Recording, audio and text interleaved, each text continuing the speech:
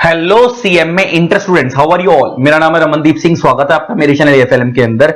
And guys, आज हम लेकर आए हैं सीएमए इंटर फाइनेंशियल अकाउंटिंग का एबीसी एनालिसिस।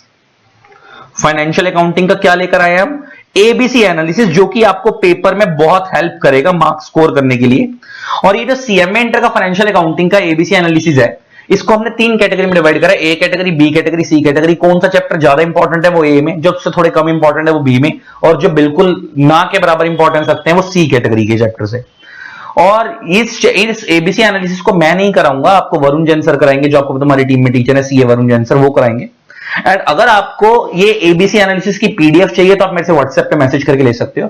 प्लस इसके अलावा हम लोगों ने यूट्यूब पे सीएमए इंटर के सुपर 50 फाइनेंशियल अकाउंटिंग के questions, plus MCQs 170 MCQs, plus CMA inter law का marathon, plus CMA inter law के एमसीक्यूज, प्लस सीएमए इंटर के केस स्टडी बेस्ड क्वेश्चन, सब कुछ यूट्यूब पे डाल दिया है। अगर आप लोगों ने अभी तक ये सारा कंटेंट नहीं देखा है, जो कि आपके दिसंबर के लिए बहुत रेलेवेंट है, तो आप यूट्यूब पे फटाफट जाकर देख लो, आपको बहुत हेल्प करेगा। उन सारी चीजों का लिंक मैं इस वीडियो को डिस्क्रिप्शन में डाल दूंगा। प्लस अगर आपको ये एबीसी एनालिसिस का पीडीएफ चाहिए हो तो आप मेरे को व्हाट्सएप पे मैसेज करके ले सकते हो। आप मेरे को व्हाट्सएप पे 3 चीज लिख के भेज देना, आपका नेम, XYZ जो भी है, आपका लेवल में आप लिखोगे सीएमए इंटर, एंड आपका पर्पस के अंदर आप लिखोगे ABC analysis of FA financial accounting. बस ये 3 चीज लिख के भेज देना व्हाट्सएप पे। मेरा व्हाट्सएप नंबर है 8802233513। ये मेरा व्हाट्सएप नंबर है, इस नंबर पे कॉल मत करना, खाली मैसेज करना। ये 3 चीज लिख के भेज देना, मैं आपको इसकी पीडीएफ शेयर कर दूंगा फ्री ऑफ कॉस्ट, इसका कोई चार्ज नहीं है। ठीक है जी, चलो स्टार्ट करते हैं। वीडियो को देख के बताना जरूर कैसा लगा। जिन लोगों ने तो चैनल को सब्सक्राइब नहीं करा, सब्सक्राइब कर देना, साथ में बेल आइकन को प्रेस कर देना, ताकि आप लोगों को मेरे न्यू वीडियोस की नोटिफिकेशन मिलती रहे। Thanks a lot, bye bye. Hello CMA inter students, कैसे हैं आप सब? आई होप सो सब बहुत अच्छे होंगे। मैं उम्मीद करता हूं आपकी दिसंबर एग्जाम्स के लिए तैयारी बहुत अच्छी चल रही होगी। तो आपकी तैयारी को थोड़ा सा लेवल अप करने के लिए, बूस्ट अप करने के लिए, मैं इस वीडियो में आपसे डिस्कस करूंगा CMA inter paper 6 financial accounting का एक्सपेक्टेड पेपर पैटर्न, कि भाई दिसंबर में पेपर पैटर्न क्या हो सकता है, प्लस एक एबीसी एनालिसिस भी आप इसे कह सकते हो कि सर दिसंबर 25 में पास्ट एग्जाम को एनालाइज करते हुए क्या पेपर पैटर्न हो सकता है। ठीक है, तो वो सारी चीजें हम डिस्कस करेंगे, तो वीडियो को पूरी अंत तक देखना। एक डॉक्यूमेंट मैं आपको दिखा रहा हूं, ये सामने स्क्रीन पे आपको एक डॉक्यूमेंट दिख रहा है। ये डॉक्यूमेंट अगर आपको चाहिए तो टेलीग्राम चैनल पे आपको मिलेगा, वीडियो के डिस्क्रिप्शन में आपको टेलीग्राम चैनल का लिंक मिलेगा, टेलीग्राम पे ज्वाइन करना और आपको ये डॉक्यूमेंट मिल जाएगा। ठीक है, तो इसमें हम डिस्कस कर रहे हैं क्या, CMA inter paper 6 financial accounting का expected paper pattern along with ABC analysis. कौन से अटेम्प्ट के लिए? For December 25। हर अटेम्प्ट के लिए मैं एक एबीसी एनालिसिस बनाता हूं, दिसंबर 25 का आपको यहां पर मिलेगा। अभी जल्दी आपको कॉर्पोरेट अकाउंटिंग का भी एबीसी एनालिसिस मिलेगा। ठीक है, तो देखो किस तरीके से मैंने इसे बनाया। ये देखो, ये पूरा डॉक्यूमेंट आपको मिल जाएगा टेलीग्राम पे। क्वेश्चन नंबर डाला है, उसका पार्ट, भाई हर एक क्वेश्चन में क्या होता है, कुछ पार्ट होते हैं, प्लस वो कितने मार्क्स का आता है। ठीक है, और दिसंबर 2023 जब से सिलेबस 2022 चालू हुआ था, दिसंबर 23 में पहला पेपर हुआ था ना, तो सिलेबस 2022 जब से चालू हुआ था, तो दिसंबर 23, जून 24, देन आपका दिसंबर 24 और जून 25, तो 4 अटेम्प्ट में क्या क्या क्वेश्चंस आए हैं, कौन कौन से नंबर पे कौन कौन सा क्वेश्चन आया है, वो देखते हुए एक तैयार किया गया है दिसंबर 25 का एक्सपेक्टेड पेपर पैटर्न, कि भाई ये आ सकता है। ठीक है, अगेन इस चीज पे आप पूरा रिलाय तो कर सकते हो, ठीक है, रिलाय किया जा सकता है, लेकिन 100% कोई मैं आपको एब्सोल्यूट एश्योरेंस नहीं दे सकता कि भाई ऐसा आएगा। इसलिए मैंने वर्ड क्या यूज किया, एक्सपेक्टेड, कि एक रीजनेबल एश्योरेंस है, हाई लेवल ऑफ एश्योरेंस है, जो आप ऑडिट में सुनते हो टर्म्स, तो रीजनेबल एश्योरेंस है कि भाई आपको ऐसा पेपर पैटर्न मिल सकता है, लेकिन अगेन कोई गारंटी नहीं है ऐसा ही होगा। तो ऑलवेज एडवाइस की फुल सिलेबस कवर करना चाहिए। नीचे मैंने आपको एक एबीसी एनालिसिस भी बना के दिया है कि भाई कौन कौन से आपके ए कैटेगरी के टॉपिक है, बी कैटेगरी के और सी कैटेगरी के टॉपिक है। ये हर एग्जाम में ऊपर आगे पीछे हो जाते हैं टॉपिक्स। ठीक है, तो एबीसी बेसिकली आपको ये बताएंगे कि पहले आप ए कर लो, फिर बी कर लो, और सी को सबसे अंत में उठाओ। अगेन सिलेबस आपको पूरा करना चाहिए, सिलेबस छोड़ोगे तो सर अपने आप को रिस्क में डालोगे। ठीक है, बट स्टिल देखते हैं एक बार इसको देखते हैं डॉक्यूमेंट को। तो देखो, क्वेश्चन नंबर 1 आपके पेपर में, क्वेश्चन नंबर 1 30 मार्क्स के एमसीक्यूज होते हैं। 15 क्वेश्चंस होते हैं, 2-2 नंबर का एक एमसीक्यूज होता है, तो पहले आपके 30 मार्क्स के एमसीक्यूज होते हैं। ये बहुत स्कोरिंग है, इसके लिए आपको चैनल पे एमसीक्यू की वीडियो मिल जाएगी, एक सुपर 170 एमसीक्यूज के आसपास डले हुए हैं, तो आप वो वीडियो को देख लेना, आपको एमसीक्यू में क्लैरिटी मिल जाएगी। एमसीक्यू की प्रैक्टिस कहां से करनी है सर, बहुत कंटेंट है आपके पास, आपका स्टडी मैट हो गया, पास्ट एग्जाम क्वेश्चन हो गया, एमसीक्यू बैंक हो गया, एमटीपीज हो गए, एमक्यूपीज हो गए, बहुत कुछ है। तो सर हर एक तरीके से आपको एमसीक्यू कवर करने चाहिए। तो 30 मार्क्स के एमसीक्यूज हैं, हर बार यही आते हैं। अब क्वेश्चन नंबर 2, 3, 4, 5, 6, 7, 8, तो 1 2 3 4 5 6 7 8, तो there are total 7 questions. There are total कितने क्वेश्चन सर, 7 क्वेश्चन। इन 7 क्वेश्चन में से आपको कोई भी 5 क्वेश्चन करने, तो यानी कि 2 क्वेश्चन छोड़ सकते हो। इस वीडियो में आपको यह भी बताऊंगा मैं एंड में जाकर कि आपको कौन से क्वेश्चन छोड़ लेने चाहिए, ठीक है। तो ये 7 क्वेश्चन हैं, इन 7 में से कोई भी आप 2 क्वेश्चन कर सकते हो और 2 क्वेश्चन छोड़ सकते हो, 5 क्वेश्चन आपको अटेम्प्ट करने हैं। अब देखते हैं क्वेश्चन नंबर 2। क्वेश्चन नंबर 2 में 2 पार्ट्स हैं, ए और बी, 7 मार्क्स के। यहां पर जनरली क्या देखा गया है कि सर आपका जो पहली यूनिट होती है ना अकाउंटिंग फंडामेंटल, उनमें से क्वेश्चन आता है। जैसे कि दिसंबर 23 में बात करें तो सर बीआरएस और ट्रायल बैलेंस का क्वेश्चन आया। उसके बाद आगे अगर हम बात करें जून 24 में बात करें तो सर डेप्रीसिएशन और आरओई आया। दिसंबर 24 में बात करें तो बीआरएस और कैपिटल रेवेन्यू एक्सपेंडिचर आया। अभी जून 25 टर्म में AS10, मतलब यहां पर बेसिकली डेप्शन का ही क्वेश्चन था, एक थ्योरी पार्ट भी पूछा था इन्होंने, साथ में AS10 का एक थ्योरी पार्ट पूछा था, प्लस AS10 की कुछ डेप्रिसिएशन कैलकुलेशन पूछी थी, प्लस अगेन एक थ्योरी था छोटा सा, और साथ में रेक्टिफिकेशन ऑफ एरर का क्वेश्चन आया। अब जो मुझे लगता है दिसंबर 25 में आई थिंक यहां पर जो क्वेश्चन आएगा वो एक तो बीआरएस का आएगा, क्योंकि सर बीआरएस ऑलमोस्ट आता ही आता है, तो पिछले टाइम में नहीं आया था, तो इस बार मुझे लगता है बीआरएस आएगा। और साथ में आरओई मुझे अगेन, क्योंकि आरओई हर बार लगभग आ ही जाता है, तो आरओई मुझे लग रहा है रेक्टिफिकेशन ऑफ एरर आएगा। देखो इस पे मैं श्योर नहीं हूं, आरओई पे इसमें कोई भी क्वेश्चन पूछा जा सकता है, ठीक है, लेकिन हाँ पहली प्रेफरेंस पे आप आरओई को लेकर चलना। लेकिन बाकी क्वेश्चन, अब ये क्या है ना, यहां पर जो पार्ट्स है ना, अच्छा इसमें ये भी डाल सकते हो आप ये भी डाल सकते हो, वो क्वेश्चन होता है ना आपका bad debt, provision for bad debt, आप वो भी ऐड कर सकते हो 7 मार्क्स में, ये भी पूछा जा सकता है, ठीक है जी। तो ये वाला bad debts, provision for bad debt का क्वेश्चन भी पूछा जा सकता है, तो इसको भी आप लोग क्या करके चलना, सेकंड के बी पार्ट में 7 मार्क्स के लिए कवर करके चलना, ठीक है।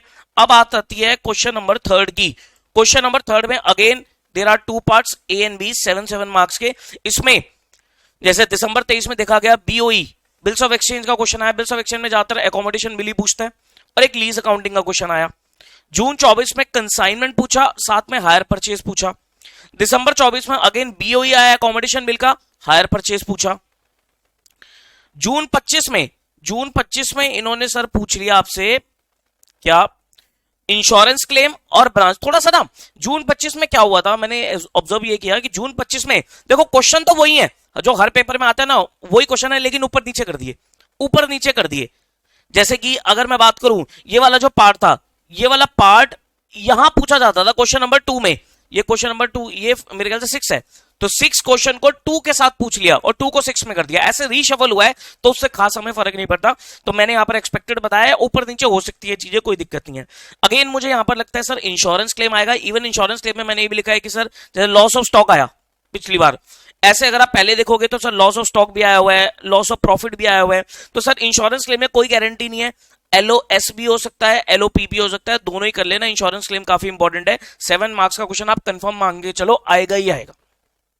और साथ में जैसे पिछली बार इन्होंने ब्रांच पूछा था, स्टॉक एंड डेटर्स मेथड, तो ब्रांच में मुझे लगता है सर डेटर्स मेथड आएगा। ब्रांच भी हर बार क्वेश्चन आता है, ब्रांच का क्वेश्चन भी हर बार आता है, स्टॉक एंड डेटर्स मेथड या डेटर्स मेथड, ज्यादातर यही इंपॉर्टेंट होता है। एक बार इन्होंने होलसेल ब्रांच भी पूछा था, लेकिन अगेन मैं स्टॉक एंड डेटर्स और डेटर्स पे ज्यादा फोकस करूंगा, तो आप ब्रांच में डेटर्स मेथड को करके जाना, ठीक है। This is about question number 2। उसके बाद क्वेश्चन नंबर 3 की अगर बात करें, सॉरी 3 हो गए, sorry. Question number 4, sir question number 4 में कोई चेंज नहीं है, 14 मार्क्स का हर बार इनकम्प्लीट रिकॉर्ड्स। अगर आप देखते चलोगे तो सर हर बार क्या है, इनकम्प्लीट रिकॉर्ड्स ही है, तो इस बार भी अगेन इनकम्प्लीट रिकॉर्ड्स का ही क्वेश्चन है। ये एक यूनिट है ना आपकी, इनकम्प्लीट रिकॉर्ड्स, एनपीओ और फाइनल अकाउंट, हर बार इनकम्प्लीट रिकॉर्ड्स पूछ रहा है, तो इनकम्प्लीट रिकॉर्ड्स ही मैं इसको मोस्ट इंपॉर्टेंट में डालूंगा। अगेन मैं एनपीओ के भी फेवर में हूं कि एनपीओ का भी क्वेश्चन डालना चाहिए, लेकिन नहीं डालना तो मैंने इनकम्प्लीट रिकॉर्ड्स को ही पहली प्रेफरेंस देकर चला है, ठीक है। उसके बाद क्वेश्चन नंबर 5 जो है आपका, ये पार्टनरशिप है सर, पार्टनरशिप बहुत बड़ी है। पार्टनरशिप है क्वेश्चन नंबर 5, 14 मार्क्स। पार्टनरशिप बड़ी है लेकिन छोड़ना मत, बड़ी जरूर है लेकिन आसान है, थोड़ा सा टाइम इन्वेस्ट करो तो सब पार्टनरशिप आसान है, इसको मत छोड़ो। पार्टनरशिप में भी मैं आपको बता दूंगा पार्टनरशिप में क्या पूछता जाता है। जैसे दिसंबर 23 में पार्टनरशिप में इन्होंने sale of firm to company का क्वेश्चन पूछा, फिर जून 24 में पार्टनरशिप में रिटायरमेंट पूछा, फिर दिसंबर 24 में अगर जाते हैं तो इन्होंने फिर again sale of firm to company पूछा, जून 25 पिछली बार वाले में इन्होंने एडमिशन पूछा। तो सर एक चीज बताओ, दिसंबर 25 में क्या होगा पार्टनरशिप में, sale of firm to company तो इंपॉर्टेंट है, 2 अटेम्प्ट में पूछ चुका है, तो sale of firm to company important है क्योंकि पिछली बार नहीं पूछा। अगेन रिटायरमेंट भी पिछली बार नहीं पूछा, एडमिशन पूछा तो वो भी इंपॉर्टेंट है। एक कॉन्सेप्ट होता है अमालगमेशन ऑफ फर्म्स का, वो भी इंपॉर्टेंट है लेकिन ये पूछा नहीं है इन्होंने अभी तक, तो मैं इसको भी डाल के चलूंगा। तो अगर आप मुझसे पूछो सब पार्टनरशिप में हम इतनी बड़ी है तो पहले क्या करें, तो मैं आपको ये बोलूंगा पार्टनरशिप में पहले sale of firm to company का क्वेश्चन प्रैक्टिस करो, रिटायरमेंट का क्वेश्चन करो और अमालगमेशन ऑफ फर्म्स, ये 3 टॉपिक को पहले कर लेना ताकि आपका एक बर्डन खत्म हो जाएगा। ये मैंने एबीसी में भी लिखा हुआ है। उसके बाद यहां पर जो आपका क्वेश्चन नंबर 6 बनता है, 6 में अगेन 2 पार्ट आते हैं आपके 7-7 नंबर के, जैसे branch insurance claim, branch insurance claim, branch insurance claim. उसके बाद पिछली बार इन्होंने क्या करा, ऊपर नीचे कर दिया, ऊपर नीचे कर दिया। देखो ब्रांच इंश्योरेंस क्लेम ये रहा सेकंड क्वेश्चन में, और यहां पर क्या पूछा जाता था, और सेकंड में वैसे कंसाइनमेंट और हायर परचेज पूछा जाता था, लेकिन अब ऊपर नीचे किया है, चेंज कुछ नहीं किया, कंसाइनमेंट हायर परचेज। तो यहां मुझे लगता है सर कंसाइनमेंट की जगह मुझे इस बार बिल्स ऑफ एक्सचेंज के चांस लग रहे हैं, बिल्स ऑफ एक्सचेंज में अकोमोडेशन बिल के क्वेश्चन के चांस लग रहे हैं, और हायर परचेज की जगह मुझे लीज अकाउंटिंग का क्वेश्चन पसंद आ रहा है 7 नंबर में। ठीक है, तो मैं आपको बोलूंगा आप बिल्स ऑफ एक्सचेंज और लीज अकाउंटिंग के क्वेश्चन को कर लेना पहले। 7 और 8, देखो 7 और 8 में कोई गारंटी नहीं है क्या आएगा, क्योंकि ये थ्योरी और एएस है, तो हर बार देखोगे तो एएस 10 थ्योरी, एएस 12, फिर थ्योरी, एक लास्ट में पार्टनरशिप जरूर पूछ लेता है 4 नंबर में। तो पार्टनरशिप में वही फंडामेंटल्स या थ्योरी भी पूछ सकता है या डिसोल्यूशन पूछ लेता है। अब देखो एएस 1, एएस 10 की थ्योरी, 12 की थ्योरी, बैड डेट्स प्रोविजन एक बार ये पूछ लिया इन्होंने, फिर एएस 11-22, एएस 12 थ्योरी पार्टनरशिप। तो ये थ्योरी और एएस का है, यहां पर क्या है सर, थ्योरी पार्टनरशिप पूछ लिया। तो सर मैंने यहां पर कुछ गारंटी नहीं डाली, मतलब कुछ मैंने आपको एक्सपेक्टेड नहीं बताया, थ्योरी भी हो सकती है, एएस भी हो सकती है। तो 7 और 8 में थ्योरी और एएस के क्वेश्चंस होंगे, और एक पार्टनरशिप का 4 नंबर का कुछ भी हो सकता है, थ्योरी भी हो सकती है, कोई प्रैक्टिकल भी हो सकता है। ठीक है, अब बात आती है हमें क्या क्वेश्चन छोड़ना चाहिए।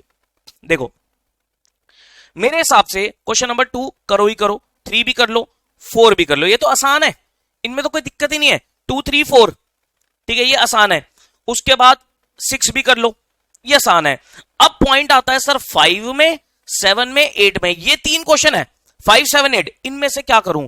देखो अगर तो आप पार्टनरशिप नहीं कर रहे, वैसे छोड़नी नहीं चाहिए, करनी चाहिए, लेकिन अगर आप पार्टनरशिप नहीं करते तो क्वेश्चन नंबर 5 छोड़ देना।